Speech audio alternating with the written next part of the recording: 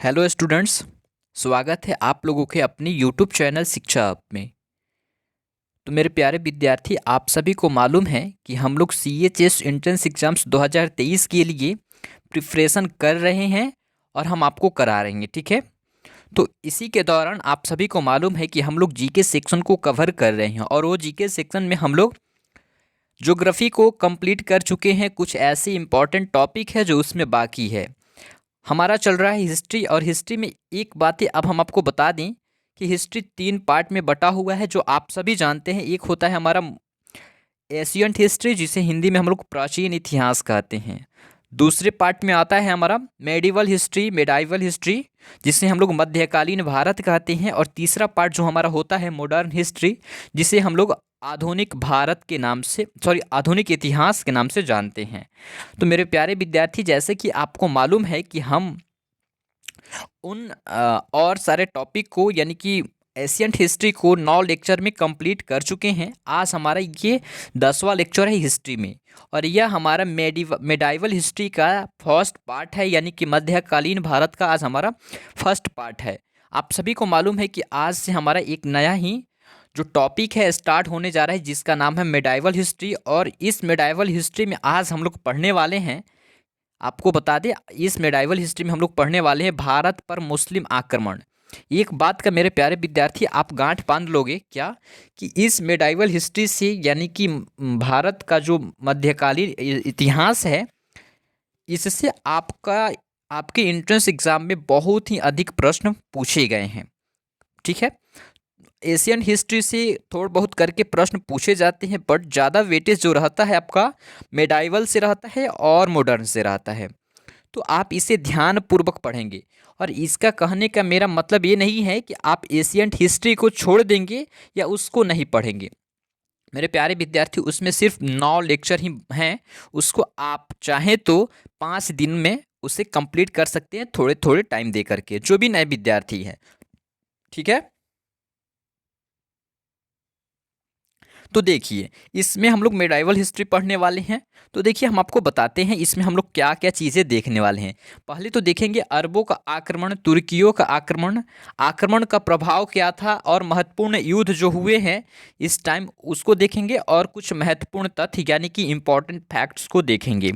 मैं आपको मुख्य रूप से ये बातें करूँ तो मैं आपको शॉर्ट में बता दूं कि मेडाइवल हिस्ट्री में जो यह भारत का मुस्लिम आक्रमण है, आपके एंट्रेंस एग्जाम में जितना भी पॉइंट यहाँ से इम्पॉर्टेंट पॉइंट निकलेगा, वो सारा पॉइंट मैं इस लेक्चर के माध्यम से आपको दूंगा, ठीक है। यह बता दूं कि यह क्लास 9th और क्लास 11th में आर्ट्स स्ट्रीम से जितने भी मेरे प्यारे विद्यार्थी हैं, उनके लिए अति महत्वपूर्ण है, इम्पॉर्टेंट है। वे ज़रूर इस लेक्चर्स को देखेंगे, ओके। आइए शुरू करते हैं अपने लेक्चर को बिना टाइम वेस्ट किए।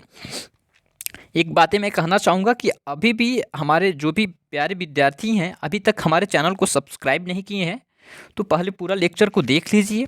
उसके बाद अगर लगेगा कि ये आपके लिए बेहद साबित हो रहा है, तो आप चैनल को सब्सक्राइब करके बगल के घंटी को ज़रूर प्रेस कर लेंगे, आप अपने भविष्य के लिए, ठीक है। ओके। और थोड़ा सा आप ध्यानपूर्वक इसको देखेंगे और नोट्स बनाएंगे। देखिए, मेडाइवल हिस्ट्री जो है, मध्यकालीन भारत पर मुस्लिम आक्रमण हुआ था, ठीक है। मुस्लिम आक्रमण हुआ था, इसको हम लोग 2 पार्ट में कर दिए हैं अपने पढ़ने की सुविधा के लिए, हम आपको समझा सकें और आप समझ सकें इसको, इसलिए हम इसको 2 भागों में बांट दिए हैं। एक है हमारा अरब आक्रमण और दूसरा है हमारा तुर्क आक्रमण, ठीक है। अरब आक्रमण में हमारे मोहम्मद बिन कासिम आएंगे, और यहाँ पे आप देखेंगे तुर्क आक्रमण में मोहम्मद गजनवी और मोहम्मद गोरी। हाँ, आप सही सुन रहे हैं, मोहम्मद गजनवी और मोहम्मद गोरी। इनके कुछ इम्पॉर्टेंट जो युद्ध हैं आपको मालूम है, इनके कुछ इम्पॉर्टेंट आक्रमण हैं जो आपको मालूम है, आपको बताना है। आप सही सुन रहे होंगे, सॉरी, बताना क्या है, मैं तो लाइव नहीं हूँ। आप सही सुन रहे हैं कि ये जो मोहम्मद बिन गजनवी और मोहम्मद बिन गौरी हैं, ये तुर्की आक्रमण रहे हैं।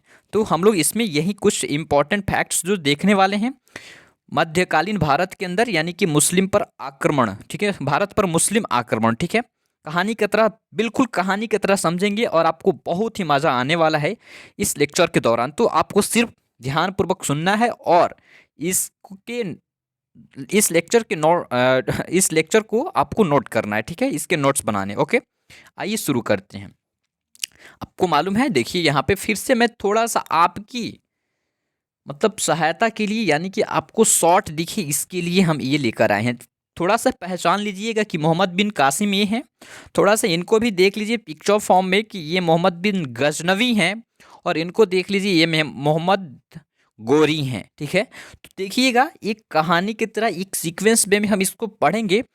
और अगर जिसको भी हिस्ट्री बोरिंग लगती है, मेरे साथ पढ़ो, हम आपको इंटरेस्ट दिला देंगे हिस्ट्री में। आइए, सबसे पहला हमारा टॉपिक स्टार्ट हो रहा है। ठीक है, और ध्यानपूर्वक एक बातें को समझ लीजिएगा। अगर आपको वीडियो अच्छी लग रही है ना, तो एक प्यारा सा लाइक आप ज़रूर कर देंगे। देखिए, भारत पर अरब आक्रमण पहले हम लोग पढ़ने जा रहे हैं। ठीक है, भारत पे हम लोग पहला अरब आक्रमण पढ़ने जा रहे हैं। सर्वप्रथम 711 में उबैदुल्ला के नेतृत्व में एक अभियान सिंध भेजा गया, किंतु यह पराजित हुआ और मारा गया। देखिए मेरे प्यारे विद्यार्थी, कुछ इम्पोर्टेंट पॉइंट को समझाने के लिए उससे के पीछे के, यानी कि उसके बैकग्राउंड में क्या हुआ है, उसको समझाना आपके लिए अति महत्वपूर्ण हो जाता है। और आप जब तक समझेंगे नहीं, तब तक मेरे पढ़ाने का कोई वैल्यू नहीं निकल कर आता है। ठीक है, दूसरा देखेंगे, दूसरा अभियान बुदैल के नेतृत्व में हुआ, लेकिन ये भी असफल रहा। देखिए, भारत पर अरब का आक्रमण जो है सर्वप्रथम बार 711 ईसा में हुआ। सुनिएगा ध्यानपूर्वक, 711 में हुआ। किसके नेतृत्व में हुआ? उबैदुल्ला, एक मिनट यहाँ से हम थोड़ा सा इरज कर लें, उबैदुल्ला के नेतृत्व में हुआ। ठीक है, उसके अभियान में सिंध भेजा गया, किंतु वह पराजित हुआ और मारा गया। यानी कि असफल आक्रमण रहा सर्वप्रथम भारत पर अरब का। दूसरा भी आक्रमण, दूसरा भी अभियान चलाया गया, लेकिन ये भी असफल रहा। तो सफल कब रहा? तीसरा आक्रमण, तीसरा अभियान, यानी कि तीसरा आक्रमण 712 ईसा में मोहम्मद बिन कासिम के नेतृत्व में हुआ, और यह जो आक्रमण था यह सफल आक्रमण था। मोहम्मद बिन कासिम ने सिंध के शासक दाहिर को पराजित किया। दाहिर युद्ध करते हुए मारा गया। मोहम्मद बिन कासिम 713 ईसा में मुल्तान को भी जीत लिया। अब मेरे प्यारे विद्यार्थी, इस स्लाइड से आपके लिए इम्पोर्टेंट प्रश्न कैसे बनेंगे हम आपको समझाते हैं। थोड़ा सा ध्यान दीजिएगा, इस पॉइंट को नोट भी कर लीजिएगा। आपसे पूछा जा सकता है कि भारत पर सफल अरब आक्रमण किनके द्वारा या किसके द्वारा किया गया, तो आप बताओगे मोहम्मद बिन कासिम के द्वारा भारत पर सफल अरब आक्रमण किया गया। ठीक है, अरबी आक्रमण। ठीक है, और यह कब हुआ? 712 में हुआ। ओके, तो आपसे ये भी पूछा जाएगा कि मोहम्मद बिन कासिम ने जब भारत पर आक्रमण किया तो उस समय सिंध का शासक कौन था? तो आपको बताना है दाहिर था। वह शासक कौन था? दाहिर था। तो ये स्लाइड आपके लिए वीवीआई है, इंपॉर्टेंट है, इसे जरूर नोट कर लेंगे। और इन सारे स्लाइड का पीडीएफ अगर आप चाहते हैं तो आप हमारे इसी डिस्क्रिप्शन बॉक्स में टेलीग्राम का लिंक दिया गया है, वहाँ से जाकर टेलीग्राम चैनल को ज्वाइन कर सकते हैं, या हमारे सिलेक्शन बैच जो यहाँ चलता है, इस सिलेक्शन बैच को आप ज्वाइन कर सकते हैं। ओके, वहाँ से आप ये सारे स्टडी मटेरियल्स प्राप्त कर सकते हैं, हम वहाँ पे आपको प्रोवाइड करते हैं, या अन्यथा आप यहाँ से आप नोट भी कर सकते हैं। ओके, आइए अगले स्लाइड की ओर बढ़ते हैं और अगला स्लाइड देखते हैं। आइए इसको देखते हैं, इसको देखिए, ध्यानपूर्वक समझिएगा। ठीक है, बिल्कुल ध्यानपूर्वक समझना है। अब देखते हैं, मोहम्मद बिन कासिम ने भारत पर सबसे पहले जजिया कर लगाया। जजिया कर गैर मुसलमानों के लिए मुसलमानों से लिया जाने वाला एक प्रकार का सुरक्षात्मक कर है। अब सुनिएगा ध्यानपूर्वक, मोहम्मद बिन जो कासिम था, जो भारत पर आक्रमण किया था और सिंध के राजा दाहिर को परास्त किया था। देखिए, तो इसने जो कर लगाया, भारत पर सबसे पहले जजिया कर लगाया। कौन लगाया? मोहम्मद बिन कासिम ने। और ये जजिया कर क्या है? तो गैर मुसलमानों से लिए जाने वाला एक प्रकार का यह कर्ज है। ठीक है, ठीक है, ठीक है। तो अब आपको यहां से देखना है। ठीक है, इंपॉर्टेंट क्या निकल कर आता है। जजिया कर को निम्न लोगों का मुक्त रखा गया, निम्न लोगों को मुक्त रखा गया। जो जजिया कर मोहम्मद बिन कासिम ने लगाया वह कुछ ऐसे 5 लोग थे, यानी कि 5 प्रकार के व्यक्ति थे, उनको वह मुक्त किया कि इनको जजिया कर देने की कोई आवश्यकता नहीं है। आपको पहला है बच्चों को जजिया कर से मुक्त रखा गया, दूसरे में बूढ़ों को जजिया कर से मुक्त रखा गया, तीसरे में औरतों को भी जजिया कर से मुक्त रखा गया, उसके बाद विकलांगों को भी जजिया कर से मुक्त रखा गया और ब्राह्मणों को भी जजिया कर से मुक्त रखा गया। टोटल 5 व्यक्ति जो हैं उनको, 5 प्रकार के व्यक्ति को आपको जजिया कर नहीं देना है, बाकी सबको देना है जो गैर मुसलमान है। ठीक है, यहाँ तक समझ गए? तो यह बातें ध्यान रखिएगा, आपसे पूछा जा सकता है कि सर्वप्रथम भारत पे जजिया कर लगाने वाले कौन हैं, बताइए। ठीक है, तो आपको बताना है मोहम्मद बिन कासिम।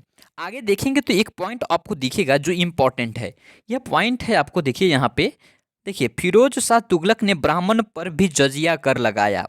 फिरोज शाह जो तुगलक शासक है वह ब्राह्मण पर भी जजिया कर लगाया, जो कि मोहम्मद बिन कासिम ने ब्राह्मण को जजिया कर से मुक्त रखा था, लेकिन फिरोज शाह तुगलक ने ब्राह्मण को भी ऐड कर लिया और बोला कि ब्राह्मण महाराज आपको भी जजिया कर देने की पूरी आवश्यकता है, आप भी जजिया कर दो।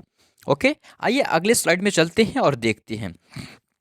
देखिए उसके बाद आते हैं अकबर। अकबर ने 1564 ईसा में जजिया कर को समाप्त कर दिया। उसके बाद जैसे ही अकबर आए तो अकबर ने 1564 में जजिया कर को समाप्त कर दिया। उसके बाद देखेंगे तो औरंगजेब जो हैं, औरंगजेब, ठीक है, औरंगजेब शासक हैं, औरंगजेब ने 1679 में पुनः जजिया कर लगा दिया। देखिए सबसे पहले कौन लगाया? मोहम्मद बिन कासिम। उसके बाद उन्होंने 5 ऐसे व्यक्ति हैं उनको जजिया कर से मुक्त रखा, बच्चों को, औरतों को, बूढ़ों को और उसके बूढ़े लोगों को, और उसके बाद आपको विकलांगों को और ब्राह्मणों को। उसके बाद आपको देखने को मिला है कि फिरोज शाह तुगलक एक ऐसे प्रकार के शासक हैं जो जजिया कर में ब्राह्मणों को भी ऐड कर लिए और कहें कि ब्राह्मण महाराज आपको भी जजिया कर देना होगा। उसके बाद जैसे ही आप आगे बढ़ेंगे अपने हिस्ट्री की ओर तो देखेंगे अकबर जो हैं, अकबर ने 1564 में जजिया कर को पुनः समाप्त कर दिया, पूर्णतः, कि जजिया कर अब किसी को देने की आवश्यकता नहीं है, आप लोग जजिया कर से मुक्त हैं।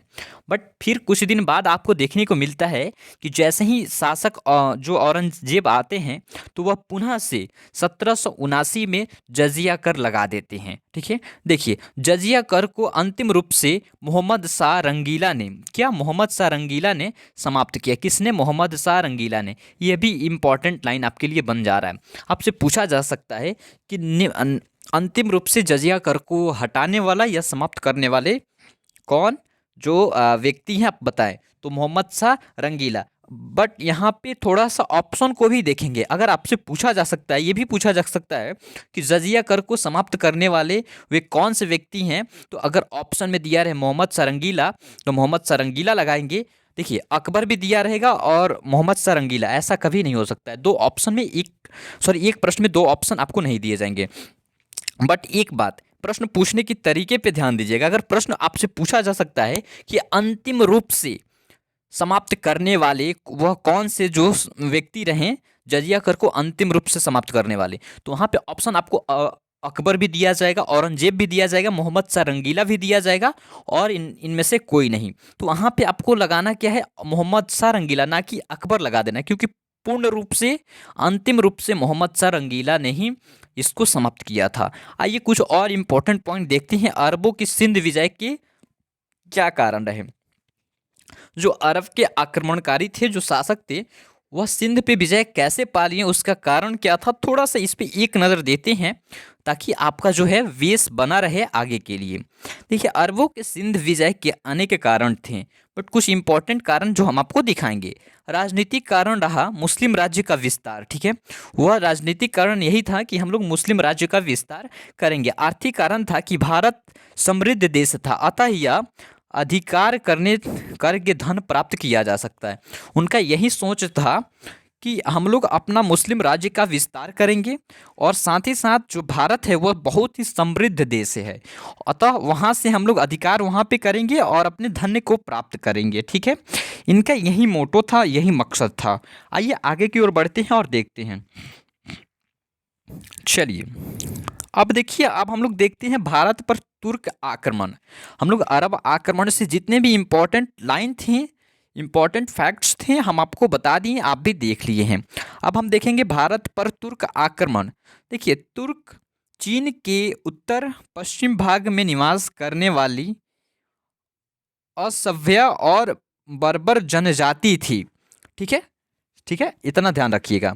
उसके बाद देखेंगे यहाँ पे तो 962 में अलाप्तगीन नामक एक तुर्क सरदार ने गजनवी साम्राज्य या यामनी साम्राज्य की स्थापना की, जिसकी राजधानी गजनी थी। देखिएगा मेरे प्यारे विद्यार्थी, अब स्टार्ट होता है आपका यहाँ से कहानी, और बेहद ही इंटरेस्टिंग कहानी है। देखिए, हम आपको समझाने की पूरी कोशिश कर रहे हैं, एक सीक्वेंस वे में समझाने का पूरा कोशिश कर रहे हैं, ताकि आप जो है समझ सके और आप इसे आसानी से समझ सके। बट मेरे प्यारे विद्यार्थी, अब आप कितना समझना चाहते हैं, सॉरी, आप कितना समझ पा रहे हैं, वह आप पे डिपेंड कर रहा है। ठीक है, देखिएगा, कहानी को समझिएगा ध्यानपूर्वक। भारत पर तुर्क आक्रमण हम लोग पढ़ रहे हैं। यह हम लोग किस में पढ़ रहे हैं? भारत पर मुस्लिमों को आक्रमण में ही हम लोग पढ़ रहे हैं बस। बट अपने पढ़ने के लिए इसको दो भागों में हम लोग कैटेगराइज किए हैं। ओके, तुर्क चीन के उत्तर पश्चिम भाग में निवास करने वाली असभ्य और बर्बर जनजाति थी, जो कि 962 ईसा में अलाप्तगीन नामक एक तुर्क सरदार ने, वहाँ का तुर्क जो था वहाँ का सरदार था, वह गजनी साम्राज्य को यामनी साम्राज्य के नाम से भी जाना जाता है, गजनी साम्राज्य या यामनी साम्राज्य की स्थापना की, जिसकी राजधानी गजनी थी। ठीक है, तो यहाँ से ध्यान रखिएगा कि ये जो गजनी साम्राज्य का नींव किसने डाला? अलाप्तगीन ने डाला। कब डाला? तो 962 ईसा में। आइए, अलाप्तगीन जो है 962 ईसा से लेकर 977 ईसा तक ये रहा है। इसकी राजधानी जो है गजनी है। अलाप्तगीन ने 1700 चुने हुए तुर्क अधिकारियों को नियुक्त किया। इनमें से एक सुबुकदीन था। क्या है? सुबुकदीन था। अलाप्तगीन के बाद सुबुकदीन जो है शासक बना। अब देखिए, हम आपको बताते हैं, अलाप्तगीन जो था वह 1700 चुने हुए तुर्क अधिकारियों को नियुक्त किया। उसने 1700 अधिकारी को चुना, जिसे हम लोग उसको गुलाम भी कहते हैं। ठीक है, उसको गुलाम भी कहा जाता है, यानी कि ये अपने 1700 गुलाम को चुनकर नियुक्त किया, जिसमें से एक सुबुकदीन था और यह इसका बहुत ही प्रिय गुलाम मानो या अधिकारी मानो। ठीक है, अलाप्तगीन के बाद सुबुकदीन ही शासन किया। ठीक है, यह बात आपको ध्यान रखना है। यहाँ से आपके लिए इंपॉर्टेंट लाइन इतना ही है। आगे की ओर बढ़ेंगे तो देखेंगे। अब आता है सुबुकदीन। ठीक है, कौन आता है? सुबुकदीन आता है। इसका जो कार्यकाल रहा 977 से लेके 997 तक ही रहा। भारत पर पहला तुर्क आक्रमणकारी सुबुकदीन था। ठीक है, भारत पर सबसे पहले तुर्की आक्रमण करने वाले जो व्यक्ति हैं, आक्रमणकारी रहा, वह सुबुकदीन था, ना कि अलाप्तगीन था। ठीक है, ना कि अलाप्तगीन। ठीक है, यह बात आप ध्यान रखेंगे। इसने 986 में पंजाब के शाही वंश के शासक जयपाल, ठीक है, जयपाल पर आक्रमण किया, उसे पराजित किया। ये लाइनें आपके लिए इंपॉर्टेंट हो जाती है कि आपसे पूछा जा सकता है कि सर्वप्रथम तुर्की आक्रमणकारी ने किस प्रांत में आक्रमण किया और वहाँ के राजा कौन थे, ये पूछे जा सकते हैं। देखिए मेरे प्यारे विद्यार्थी, मैं जितने भी स्लाइड में लाइन लेकर आया हूँ, ये सभी के सभी इंपॉर्टेंट है। अगर इसमें से भी आप शॉर्ट करना चाहते हैं तो ये गलत बात है। इसमें से आप शॉर्ट कुछ नहीं करना है, बस सेम टू सेम कॉपी कर लेना है इसको। ठीक है, क्योंकि जितना मतलब मैं क्या कहूँ, पूरे निचोड़ करके मैं लेकर आया हूँ, पूरा निचोड़ लेकर आया हूँ। ठीक है, देखिए, सुबुकदीन की मृत्यु के बाद उनके दो पुत्र हैं। सुबुकदीन जो था वह तो अलाप्तगीन का गुलाम था या उसके अधिकारी था, बट उसके बाद जो शासन किया सुबुकदीन के बाद उनके दो पुत्र हुए और वही शासन किया। अब देखिएगा कहानी में ट्विस्ट कैसे आता है। पहला था अब्दुल कासिम मोहम्मद और दूसरा था इस्माइल था। दोनों के मध्य उत्तराधिकारी का युद्ध हुआ, जिसमें अब्दुल कासिम महमूद विजय हुआ और अब्दुल कासिम मोहम्मद गजनवी के नाम से शासक बना। देखिए कहानी में इंटरेस्ट कैसे आया। सुबुक्तगीन के मृत्यु के बाद जो उनके दो पुत्र थे वह आपस में युद्ध किए कि हम उत्तराधिकारी बनेंगे, यानी कि हम इस सत्ता पे बैठेंगे और राज करेंगे। बट उनमें से एक ही पराजित हुए और एक ही शासन पे बैठे। उनका नाम था अब्दुल कासिम मोहम्मद। जो राजा बनने के दौरान उनका नाम था मोहम्मद गजनवी। ठीक है, और यही मोहम्मद गजनवी है जो देखिएगा आगे चलकर भारत पर कैसे कैसे आक्रमण करता है। जो सोमनाथ मंदिर था उस पर आक्रमण करने वाला यही है। अब देखिए कहानी में कितना ज़्यादा ट्विस्ट आएगा और आप देख पाएंगे। ठीक है, अगर समझ रहे होंगे तो आपको बहुत ही ज़्यादा इंटरेस्ट आ रहा होगा। देखिए मोहम्मद गजनवी जो था इसका कार्यकाल जो रहा वह रहा 998 से लेकर के 1030, ठीक है, 1030 तक। देखिए सुबुक्तगीन के मृत्यु के बाद मोहम्मद गजनवी 998 ईसा में गद्दी पर बैठा।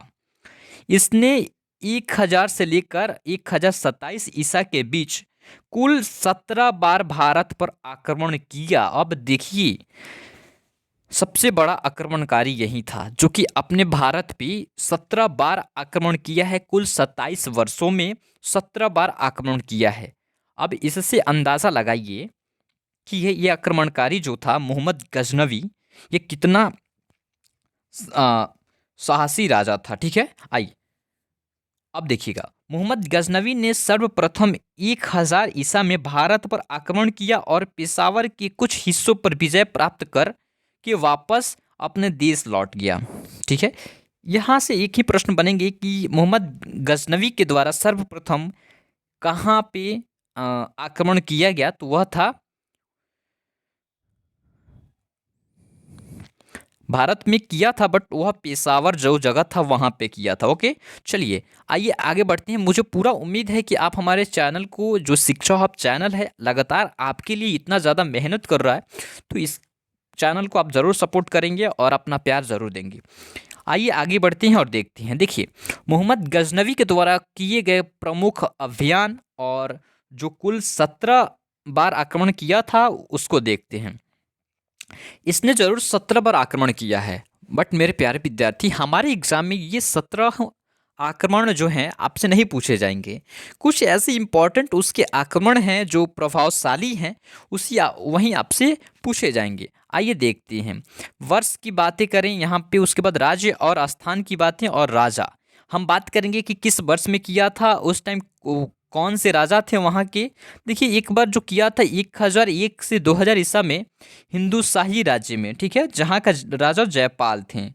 दूसरा है 1005 से 6 के बीच में मुल्तान पे किया था, और मुल्तान पे किया तो वहाँ के राजा अब्दुल फतेह दाऊद थे। उसके आगे चलेंगे तो आपके लिए इम्पॉर्टेंट नहीं है, एक इम्पॉर्टेंट यही है 7 नंबर में देखेंगे 1025 में किया था सोमनाथ मंदिर पे, जब उस समय के राजा भीमा प्रथम थे। ओके, आइए अगले स्लाइड में चलते हैं और देखते हैं इसके कारनामे को। देखिए मोहम्मद गजनवी जो है यह 1025 ईसा में अपने 16वें आक्रमण, ठीक है, 16वां आक्रमण किया था। सोमनाथ मंदिर को लूटा और मंदिर को लूट के जाने के क्रम में उस पर कुछ जाटों के आक्रमण किए और उससे कुछ संपत्ति वापस लूट लिया गया। ये बातें आपको समझ में नहीं आई होगी। आपको मालूम है कि मोहम्मद गजनवी जो है ये कुल 17 पर आक्रमण किया है और 16वां आक्रमण इसका 1025 ईस्वी में 16वें आक्रमण ने सोमनाथ मंदिर जो है उस पे किया था।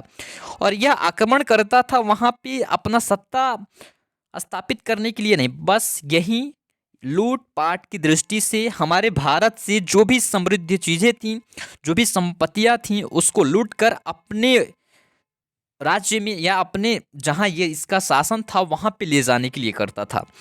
तो यह किया और सोमनाथ मंदिर को लूट कर जाने के ही क्रम में जब लूट कर जा रहा था तभी उस टाइम उस पे जाटों ने कुछ आक्रमण किया। जाट जो है एक प्रकार की ये प्रजाति हैं, आक्रमण किए और उससे कुछ धन जो है वापस वह लूट लिए। ठीक है, मोहम्मद गजनवी ने अंतिम आक्रमण 1027 ईसा ईस्वी में जाटों के विरुद्ध विरोध किया और 1030 ईस्वी में मोहम्मद गजनवी की मौत हो गई। यानी कि सबसे अंतिम आक्रमण यानी कि 17वां जो आक्रमण है वह जाटों का विरुद्ध है, यह इम्पॉर्टेंट है। उसके बाद इसका 16वां आक्रमण आपके लिए इम्पॉर्टेंट है मेरे दृष्टि से देखा जाए तो, ठीक है। बट इसमें जितने भी मैं पढ़ा रहा हूँ वो सभी इम्पॉर्टेंट है। आइए आगे बढ़ते हैं। मोहम्मद गजनवी के साथ फिरदौसी, अलबरूनी तथा उल उत्वी जैसे इतिहासकार भी आए थे। मैं आपसे बता दूं यही इम्पोर्टेंट बुक्स की मैं बातें कर रहा था। जब सिलेबस हम आपको बताए हैं तो हम आपको कहें कि जीके सेक्शन के अंदर आपको कुछ इम्पोर्टेंट बुक भी पढ़नी होंगी, याद रखनी होंगी कि उसके लेखक कौन है प्रॉपर उस बुक का। तो यही है। देखिए अब आपसे ये भी पूछा जा सकता है कि निम्नलिखित में से बताइए मोहम्मद गजनवी के साथ भारत कौन से इतिहासकार आए थे। ऑप्शन में रहेगा फिरदौसी रहेगा, आइंस्टीन्स सॉरी एक मिनट मैं मिस कर रहा हूँ कुछ और नामों को, तो वे सारे आपके नाम रहेंगे, ठीक है। और आपको बताना होगा कि कौन कौन से उसमें जो है आए हैं। तो 3 जो है मोहम्मद गजनवी के साथ आए हैं जो कि बहुत ही फेमस हैं, बहुत ही प्रसिद्ध हैं, जिसका नाम मैं आपको दे रहा हूँ, ठीक है। वह थे फिरदौसी, दूसरा था अलबरूनी तथा तीसरा था उत्वी जैसे इतिहासकार जो हैं आए थे। देखिए फिरदौसी ने जो लिखा है शहनामा लिखा है, ये इंपॉर्टेंट है, नोट कर लेना आप अपने माइंड में, मतलब बार बार इसको याद करते रहना, ठीक है। यहाँ से ये प्रश्न पूछे जा सकते हैं। दूसरा है अलबरूनी ने लिखा किताब उल हिंद लिखा, ठीक है। और तीसरा है उत्वी जो किताब उल यामनी लिखा। ये तीनों बुक और इनके राइटर जो हैं बहुत ही इम्पॉर्टेंट है आपके एंट्रेंस एग्जाम के लिए, तो याद रखिएगा। आगे बढ़ते हैं तो आगे देखेंगे मोहम्मद गजनी को इसको बुत सीकन तथा मूर्ति भंजक भी कहा जाता है। मूर्ति भंजक चूंकि ये मूर्तियों पे बहुत ज़्यादा आक्रमण करता था। देखिए मोहम्मद गजनवी के भारत पर क्या क्या प्रभाव पड़ा। भारतीय राजाओं को पराजित कर भारतीय राजनीति की कमजोरियों को उजागर करना, पंजाब सिंध एवं मुल्तान की गजनवी गवर्नरों की नियुक्ति पर मुसलमान शासकों की स्थापना करना, भारत में विदेशी आक्रमण का द्वार खोल दिया और भारतीय कला को नष्ट किया और भारत का धन जो है ये लूटा, ठीक है। गजनी ले गया यानी कि अपने देश लेकर गया, ठीक है। आइए आगे की ओर बढ़ते हैं। ये उतना इम्पोर्टेंट नहीं है आपके लिए, बट जो ये स्लाइड है आप सबके लिए बहुत ज़्यादा इम्पोर्टेंट है। आइए और देखते हैं। अब हम लोग अंतिम चरण में है अपने क्लासेस के, ठीक है। अब देखते हैं मोहम्मद गौरी, ठीक है। देखिए 12वीं शताब्दी के मध्य में गौरी वंश का उदय हुआ। उनके साम्राज्य का आधार जो है उत्तर पश्चिम अफगानिस्तान था। 1173 ईस्वी में शिहाबुद्दीन मोहम्मद गौरी शासक बना, ठीक है। ध्यानपूर्वक समझिएगा, मोहम्मद गौरी, ठीक है। गौरी वंश का उदय जो हुआ आपको 12वीं शताब्दी के मध्य में हुआ और 1173 ईसा में शिहाबुद्दीन मोहम्मद गौरी ने गौर वंश का, ठीक है, गौर वंश का शासक बना। दूसरा शासक जो बना 1175 ईसा में मुल्तान पर आक्रमण किया। यह इनकी पहली विजय थी, शासन नहीं मेरे प्यारे विद्यार्थी। जब शिहाबुद्दीन मोहम्मद गौरी ने गौर का शासक बना उसके जस्ट 2 साल बाद इसने मुल्तान पर आक्रमण किया और यह इसकी पहली विजय थी, ठीक है। दूसरा देखेंगे 1178 में इसने राजस्थान पर आक्रमण किया, किंतु यहाँ के शासक भीमा द्वितीय ने उसे बुरी तरह से पराजित किया तथा यह तुर्क आक्रमणकारियों की पहली पराजय रही।